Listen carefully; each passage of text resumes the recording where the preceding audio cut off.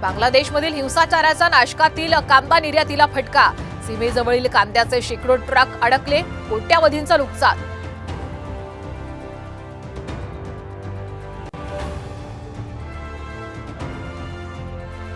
होर्डिंगवरून धनुष्यबाण चिन्ह काढण्यावरून वाद। मुंबईच्या प्रभादेवीमध्ये शिंदे आणि ठाकरे गट आमने सामने।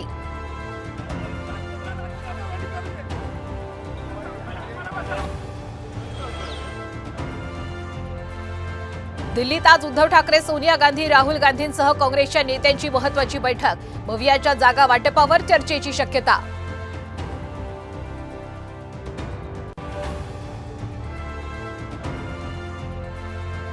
काँग्रेसच्या फुटीर आमदारांचा पत्ता कट होण्याची शक्यता। विधानसभेला काँग्रेसकडून नवीन चेहऱ्यांना संधी दिली जाणार असल्याची सूत्रांची माहिती।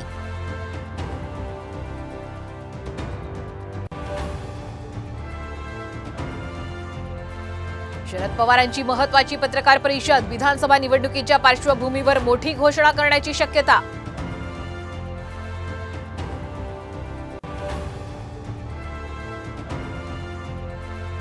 मनोज जरांगेंच्या शांतता रॅलीच्या दुसऱ्या टप्प्याला आजपासून सुरुवात। सोलापूरहून निघणार रॅली। 13 ऑगस्टला नाशकात समारोप।